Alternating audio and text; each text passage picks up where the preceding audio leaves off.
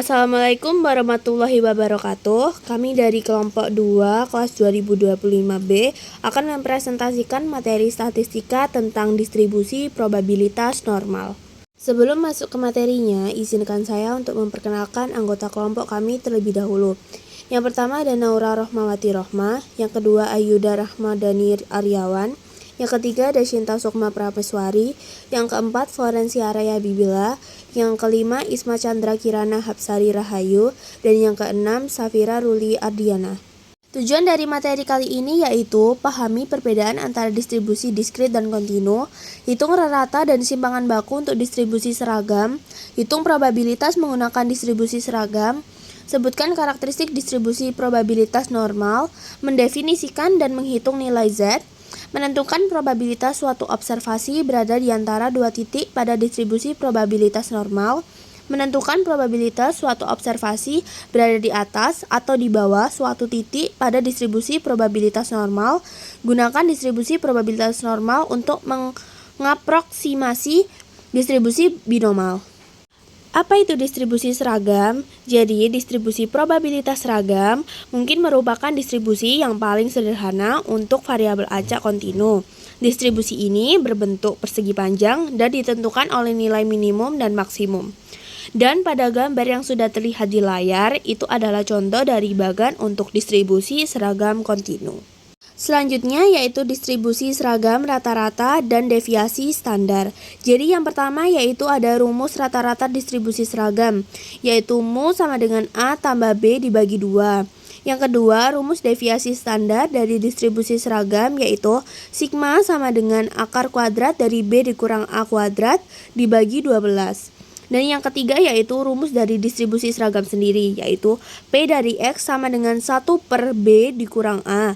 Jika A lebih kecil sama dengan X dan X lebih kecil sama dengan B serta 0 di tempat lain. Yaitu contoh dari distribusi seragam, Southwest Arizona State University menyediakan layanan bus bagi mahasiswa selama mereka berada di kampus. Bus tiba di halte North Main Street dan College Drive setiap 30 menit antara pukul 6 pagi dan 11 malam pada hari kerja. Mahasiswa tiba di halte bus secara acak. Waktu tunggu mahasiswa terdistribusi secara seragam dari 0 hingga 30 menit. Pertanyaannya, yang pertama, gambarkan grafik distribusi ini. Yang kedua, berapa lama seorang siswa biasanya harus menunggu bus? Dengan kata lain, berapa rata-rata waktu tunggu, berapa simpangan baku waktu tunggu tersebut? Yang ketiga, berapa probabilitas seorang siswa akan menunggu lebih dari 25 menit? Dan yang keempat, berapa probabilitas seorang siswa akan menunggu antara 10 dan 20 menit? Selanjutnya yaitu jawaban dari contoh distribusi seragam untuk soal pertama, gambarkan grafik distribusi tersebut. Jadi pada grafik terlihat lama menunggu antara 0 sampai 30 menit. Tinggi grafiknya konstan yaitu 0,0333, artinya setiap waktu di antara 0 hingga 30 menit punya kemungkinan yang sama untuk terjadi. Jadi distribusi seragam menggambarkan situasi di mana semua hasil dalam rentang waktu tertentu memiliki peluang yang sama. Selanjutnya yaitu contoh soal distribusi seragam. Berapa lama seorang siswa biasanya harus menunggu bus? Dengan kata lain, berapa waktu tunggu rata-ratanya dan berapa simpangan baku waktu tunggunya. Diasumsikan waktu tunggu bus tersebar merata antara 0 hingga 30 menit. Artinya, peluang menunggu antara waktu manapun di rentang 0 sampai 30 menit yang sama, yaitu menggunakan rumus distribusi seragam yang dimana rata-rata yaitu sama dengan A plus B per 2, sedangkan simpangan baku yaitu sama dengan akar B min A pangkat 2 per 12, yang dimana rata-rata tunggu menghasilkan waktu 15 menit dan simpangan baku waktu tunggu yaitu 8,66 menit. Contoh soal distribusi seragam, yaitu berapa kemungkinan seorang siswa akan menunggu lebih dari 25 menit? Maka rumus yang digunakan yaitu P dalam kurung X1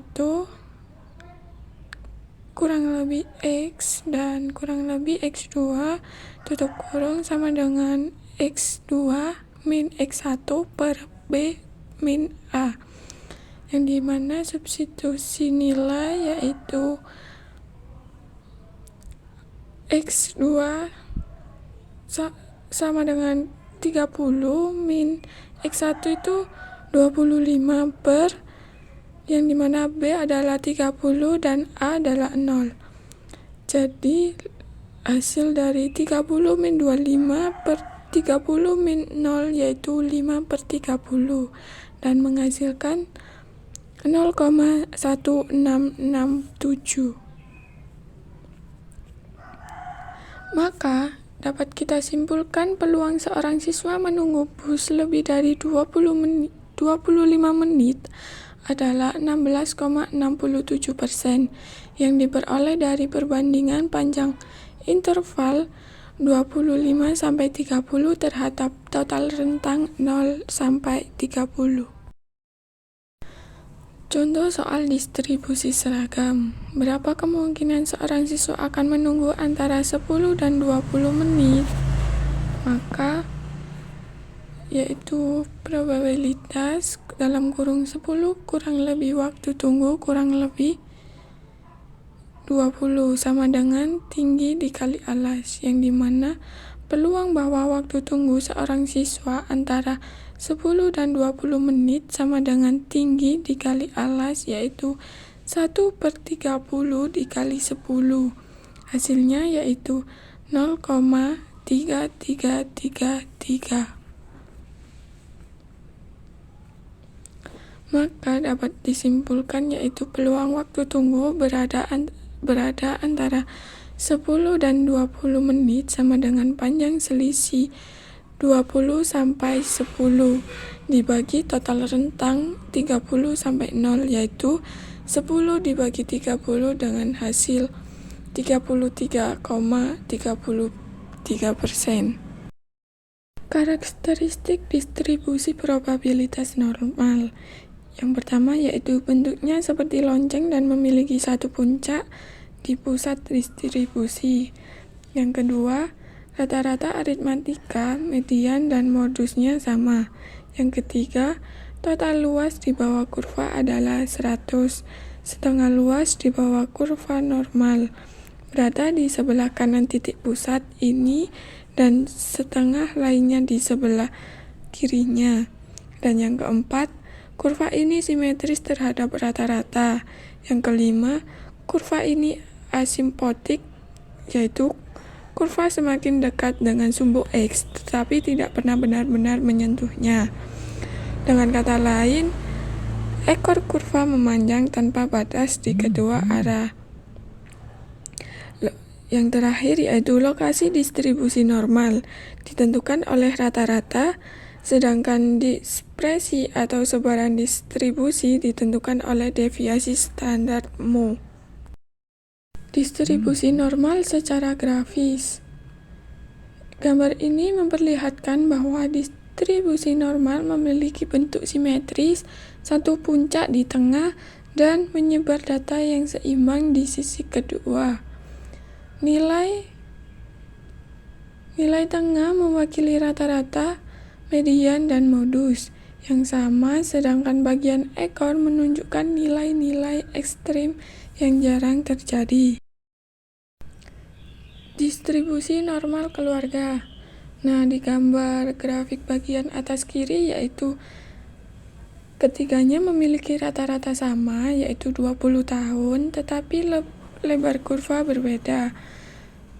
Disebabkan yang pertama, kurva dengan mu kecil, Camden, atau lebih tinggi dan sempit, varian datanya kecil. Yang kedua, kurva dengan mu besar, yaitu Elmira, lebih rata-rata dan lebar datanya lebih bervariasi. Yang kedua yaitu grafik bagian atas kanan menunjukkan perbedaan mu menggeser kurva ke kanan atau ke kiri, sedangkan mu mempengaruhi sebaran lebar atau sempit kurva tersebut. Dan yang ketiga yaitu Semua kurva memiliki lebar yang sama karena mu sama, tetapi puncaknya bergeser ke kanan sesuai nilai rata-rata yang meningkat. Maka dapat disimpulkan yaitu semua kurva normal memiliki bentuk yang sama, yaitu lonceng dan simetris. Selanjutnya adalah distribusi probabilitas normal standar, yaitu distribusi normal yang memiliki rata-rata 0 dan deviasi standar 1, yang sering juga disebut dengan distribusi Z. Nilai Z ini menunjukkan seberapa jauh suatu data X dari data mu dalam suatu deviasi standar sigma. Rumusnya adalah Z sama dengan X dikurangi mu per sigma. Jadi, kita tahu bahwa nilai X, rata-rata, dan deviasi standarnya. Kita bisa ubah data itu ke bentuk Z agar bisa dibandingkan dengan tabel distribusi normal. Next, ada area di bawah kurva normal. Tabel Z digunakan untuk mengetahui luas area di bawah kurva normal yang mewakili probabilitas suatu kejadian. Misalnya, kalau nilai Z sama dengan 1,7, maka area di bawah kurva dari 0 ke 1,7 adalah 0,454. Artinya setiap 45,54% data ada di antara rata-rata dan 1,7 deviasi standar di atas rata-rata.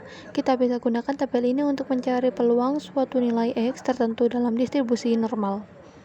Selanjutnya ada contoh distribusi normal. Sebagai contoh, pendapatan mingguan seorang mandor shift di industri kaca berdistribusi normal dengan rata-rata $1.000 dan deviasi standar $100. Untuk mencari nilai Z dari pendapatan $1.100, yaitu Z sama dengan 1.100 dikurangi 1.000 per 100 sama dengan 1,0. Dan untuk pendapatan $900, Z sama dengan 900 dikurangi 1.000 per 100, yaitu sama dengan minus 1,0. Jadi 1.100 berada satu deviasi di atas rata-rata, sedangkan 900 satu deviasi di bawahnya. Lalu ada aturan empiris. Aturan empiris menjelaskan seberapa banyak data yang berada dalam rentang tertentu dari distribusi normal. Sekitar 68% data berada dalam satu deviasi standar dari rata-rata, 95% dari dua deviasi, dan hampir semua atau 99,7% dalam tiga deviasi. Ini membantu kita memperkirakan sebaran data tanpa menghitung peluang satu per satu. Next, ada contoh aturan empiris. Contohnya, perusahaan automobil baterai menguji daya tahan baterai dengan rata-rata 19 jam dan deviasi standar 1,2 jam. Sekitar 68% baterai akan bertahan antara 17,8 dan 20,2 jam. Sekitar 95% antara 16,6 dan 21,4 jam. Hampir semuanya antara 15,4 dan 22,6 jam. Jadi semakin banyak deviasi yang kita ambil, semakin besar persentase baterai yang akan tercakup. Selanjutnya saya akan menjelaskan tentang menentukan probabilitas di distribusi normal. Dalam contoh mandor tadi, kita bisa gunakan distribusi normal untuk menemukan probabilitas pendapatan antara dua nilai. Misalnya pendapatan antara $1.000 dan $1.100 dengan menghitung area di bawah kurva dari Z sama dengan 0 ke Z sama dengan 1. Kita dapatkan probabilitas sekitar 34%. Artinya peluang seorang mandor berpenghasilan antara $1.000 dan $1.100 per minggu adalah 34%. Presentasi selanjutnya akan dijelaskan oleh rekan saya. Distribusi normal menemukan probabilitas. Distribusi normal adalah distribusi data yang berbentuk lonceng simetris di mana nilai rata-rata, median, dan modusnya sama. Untuk menghitung probabilitas suatu nilai E, kita perlu mengubahnya ke skor Z menggunakan rumus Z sama dengan X dikurangi mu dibagi sigma, di mana X adalah nilai dicari, mu adalah rata-rata, sigma adalah simpangan baku. Contohnya pada gambar pertama untuk X 1000, Z 1000 kurangi 1000 dibagi 100 sama dengan 0. Artinya nilai tersebut tepat berada di rata-rata distribusi. Sedangkan untuk X sama dengan 1100, artinya nilai 1100 berada satu simpangan baku di atas rata-rata. Nyata menemukan area untuk Z menggunakan Excel. Excel memiliki fungsi bernama normDis yang digunakan untuk menghitung nilai probabilitas dari suatu X pada distribusi normal. Rumus umum yang digunakan adalah normDis buka kurung X mean standar deviasi kumulatif buka tutup. Keterangan simbolnya: X nilai yang ingin dicari, probabilitasnya, mean rata-rata, standar deviasi simpangan baku, kumulatif bernilai true jika kita ingin mencari total area dari sisi kiri kurva hingga titik X. Contohnya pada slide, normDis 1100, 1100 true. Artinya kita mencari probabilitas untuk X sama dengan 1100 dengan rata-rata 1000 dan simpangan baku 100. Hasilnya akan menunjukkan luas area di bawah kurva normal dari Z sama dengan 1 atau disebut juga probabilitas kumulatif di bawah titik tersebut. Selanjutnya ada contoh 2 distribusi normal menemukan probabilitas. Pertanyaannya adalah berapa probabilitas seorang mandor memiliki pendapatan antara $790 dan $1000. Untuk X sama dengan 790, berarti Z sama dengan 790 dikurangi 1000 dibagi 100 sama dengan min 2,10. Untuk X sama dengan 1000, berarti Z 1000 sama dengan 1000 kurangi 1000 sama dibagi 100 sama dengan 0. Artinya kita mencari luas area di bawah kurva normal antara Z sama dengan min 2,10 sampai Z sama dengan 0. Berdasarkan tabel distribusi normal, area antara nilai 2Z tersebut menunjukkan probabilitas sebesar 0,4821 atau sekitar 48,21%. Contoh 3 distribusi normal menemukan probabilitas. Pertanyaannya kali ini adalah berapa probabilitas seorang mandor memiliki pendapatan kurang dari $790. Langkah pertama, kita ubah nilai X sama dengan 790 menjadi Z-score menggunakan rumus Z X dikurangi mu dibagi sigma. Z berarti Z sama dengan 790 kurangi 1000 sama dibagi 100 sama dengan min 2,10.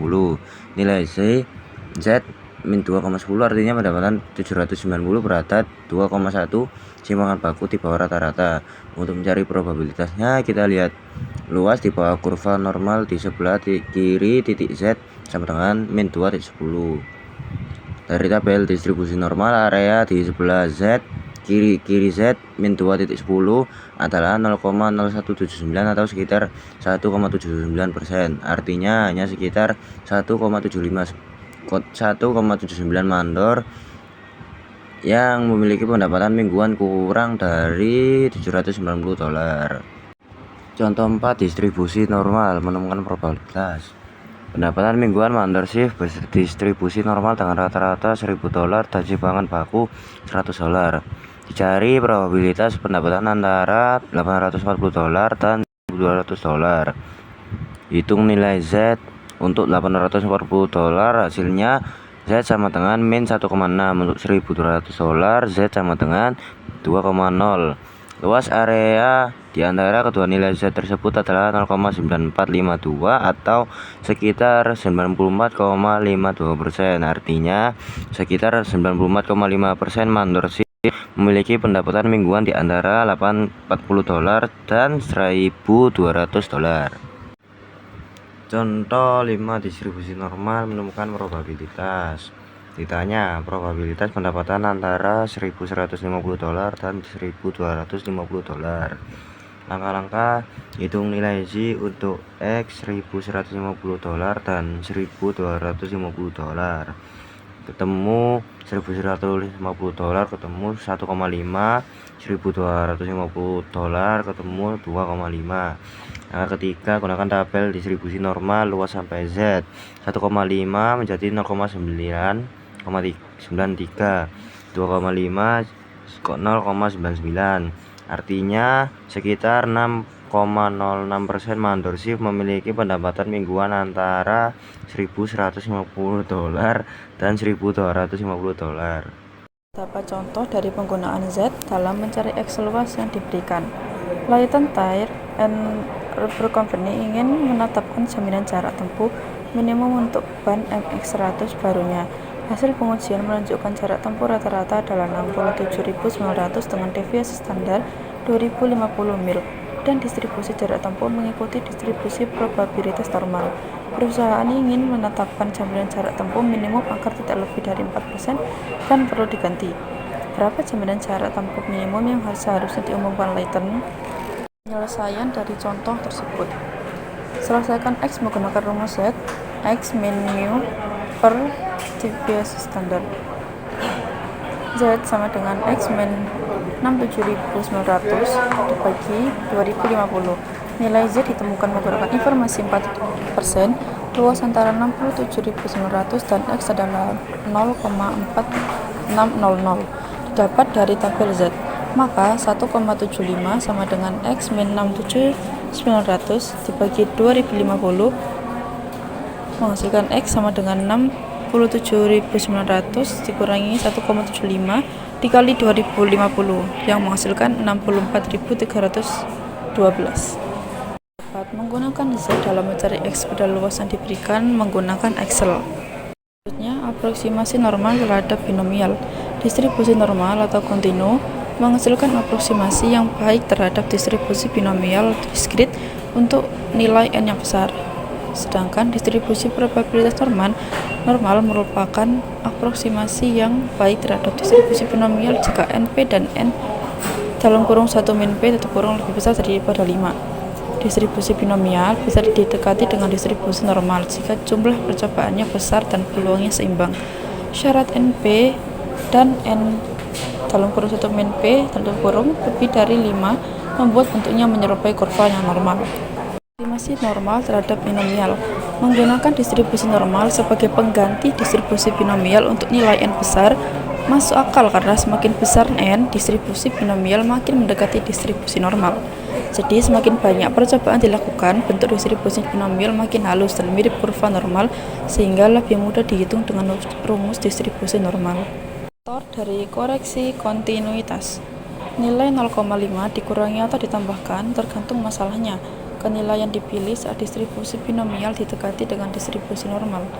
Jadi koreksi kontinuitas ini dilakukan dengan menambah atau mengurangi 0,5 agar hasil pendekatan dari data diskrit ke data kontinu lebih akurat. Contohnya Px kurang dari sama dengan 5 menjadi Px kurang dari sama dengan 5,5. Selanjutnya, cara menerapkan faktor koreksi. Hanya ada 4 kasus yang mungkin muncul. Nah, kasus-kasus tersebut adalah yang pertama, untuk probabilitas terjadinya paling sedikit X itu menggunakan luas di atas X min 0,5. Kemudian yang kedua, untuk probabilitas terjadinya lebih dari X gunakan luas di atas X plus 0,5. Yang ketiga, untuk probabilitas terjadinya X atau kurang, gunakan luas di bawah X min 0,5. Yang keempat, untuk probabilitas terjadinya lebih sedikit dari X, gunakan luas di bawah X plus 0,5. Berikut ada contoh aproksimasi normal terhadap binomial. Seperti ini contoh soalnya. Misalkan manajemen restoran Pizza Santoni menemukan bahwa 70% pelanggan barunya kembali untuk makan lagi selama seminggu, di mana 80 pelanggan baru pertama kali makan di restoran Santoni. Nah, pertanyaannya, berapa probabilitas 60 atau lebih akan kembali lagi untuk makan? Selanjutnya, kita selesaikan. Nah, di sini ada rumusnya sama dengan Px sama dengan kombinasi X dari N, kemudian Pi dipangkatkan X, kemudian dikalikan 1 min Pi dipangkatkan dengan N min X. Nah, misal Px-nya adalah 60, sama dengan kombinasi 60 dari 80, kemudian dikalikan dengan Pi-nya adalah 0,70 dipangkatkan dengan 60. Nah, selanjutnya dikalikan dengan 1 min 0,70 dipangkatkan 20, sehingga dapat diketahui jawabannya adalah 0,063. Nah, bagaimana jika X-nya adalah 61? Nah, itu masukkan sama seperti yang tadi. Nah, kemudian didapatkan hasilnya adalah 0,48. Aproksimasi normal terhadap binomial. Langkah pertama, tentukan mean dan varians dari distribusi binomial dan tentukan Z yang sesuai dengan X sebesar 59,5, yaitu dengan X min 0,5 dan faktor koreksi. Nah, langkah keduanya adalah menentukan luas dari 59,5 dan seterusnya. Baik, demikian penjelasan yang dapat disampaikan oleh kelompok saya. Semoga dapat bermanfaat. Terima kasih. Mohon maaf apabila ada kata dan kalimat yang salah pengucapan. Wassalamualaikum warahmatullahi wabarakatuh.